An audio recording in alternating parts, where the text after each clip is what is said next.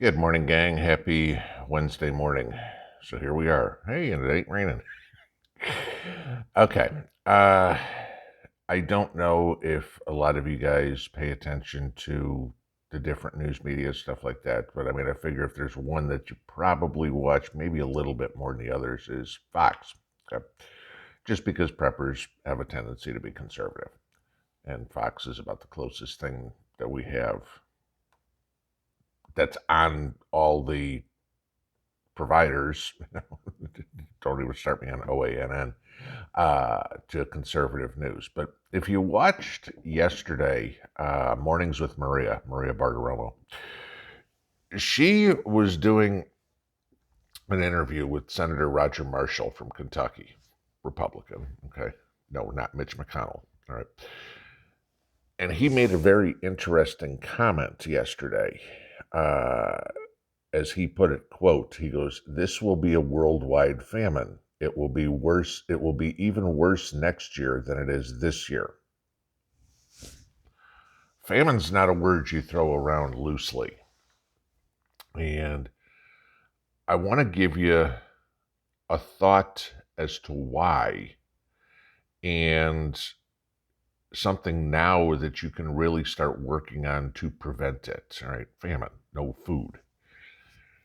You think about the United States as a whole, and the country is no different than the crack addict sitting on the street, sleeping in a vestibule there, and his only mission in life is to get his next fix. The United States is exactly the same thing.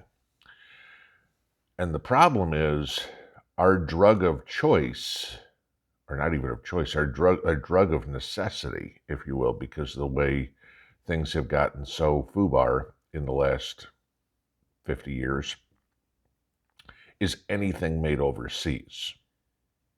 Okay. I've told you many times the United States is the only self-sufficient nation on the face of the earth. We are the only country that can literally has the resources, the land, everything to produce anything and everything we need. And like I said, yes, somebody's going to say, oh, rare earth minerals or something like that. Fine, whatever. There's always ways you can work around those. That's called innovation. But we've got addicted to taking advantage of poor economies. You go back to the 70s, and we were completely addicted to uh, Iranian oil. Look how that turned out. We had a hostage crisis for 444 days. We had gas lines. Iran finally said, screw it, we're shutting you off. And we were bent over a barrel. Okay. Now you start looking at what's going on now. We're addicted to technology, our iPhones, our computers, anything and everything. Oh, gee, I've got to get an Apple Watch, a Google Glass, whatever it would be. If it ain't technology, people don't want it. I mean, how do they sell you a car? It's not, hey, this has, 6 cylinders and 192 horsepower or whatever the hell it is. It's, look, it has a backup camera and a DVD player, or whatever the hell it would be. Okay, those are the important things. It's got to have the technology. Where does all that come from? China. Okay. Maybe the innovation happened here, but all the stuff is made there. Oh, let's take a look at the same problem we had in the 70s. Oil. Well, gee, we were, up until 16, 18 months ago, energy independent. Now we're beggars on the street going, please, will you increase your production? The $4 gallon of gas is hurting our people. And I mean, there's a simple solution. Okay. Food. All right. I've told you the story before about the idiocy of we grow avocados in California and export those to Mexico so we can turn around and import avocados from Mexico to the United States. Avocados from Mexico. Why not avocados from California? It, this is the problem. We've become dependent on everyone else for everything in our life. Where do we get our lumber from? Canada. Okay. Where does all the stuff we produce here go? Oh, we sell most of it. Again, we've talked about China now stockpiling near 70% of the world's grain. Okay. For what, 22% of the world's population? Where's a lot of it come from? The United States. I don't have to tell anybody. Walk through your house and look at everything that says made in China, made in Vietnam, made in Mexico, whatever it would be. It's next to impossible to walk into a store and find something that says made in the USA anymore. The sad part is Sam Walton, when he started Walmart,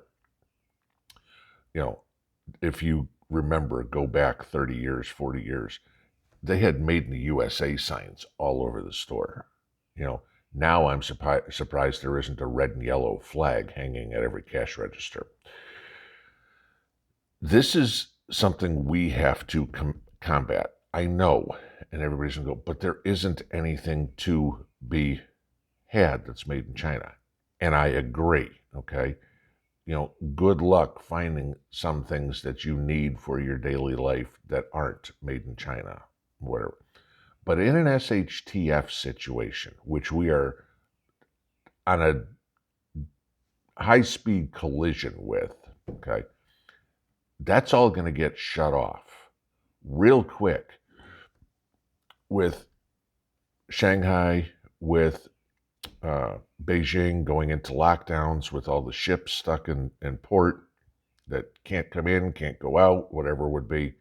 None of that stuff's going to come here. Food, the same way, all right? Is it going to come across the southern border? Look what happened with Greg Abbott's thing a couple of weeks back. We're going to inspect every truck, and food was rotting on the trucks.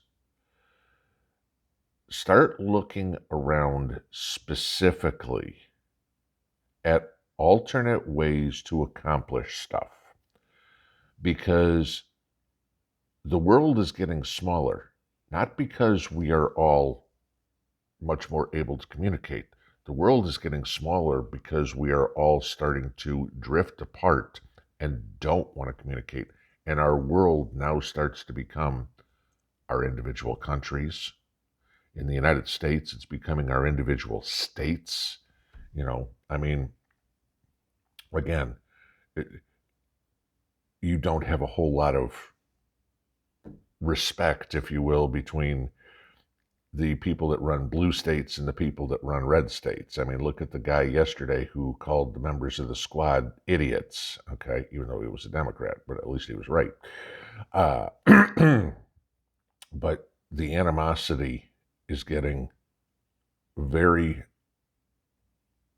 thick, is the best way I can put it, between people of different persuasions, thought processes, okay?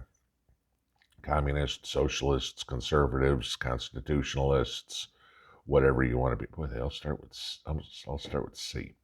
Isn't that interesting? But this is the thing just to kind of pay attention to, guys. What can you do that is made in the USA? Because those are the only things that you are probably going to be able to get soon. USA grown food, USA drilled oil, USA harvested wood, whatever it would be. Yeah, I know, it costs more. But the difference of it costing more and not having it are your options.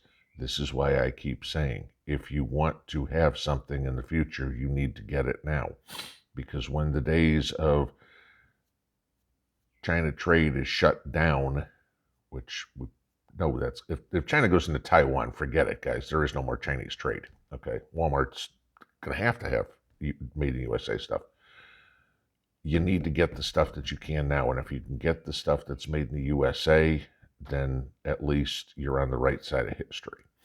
We've become addicted to stuff that we're getting from everybody else. We always need that fix. Eventually, we're going to be jonesing for it because we're not going to be able to get it. Try to wean yourself off of foreign stuff now so it's not as painful later. Have a good one. Pinball out.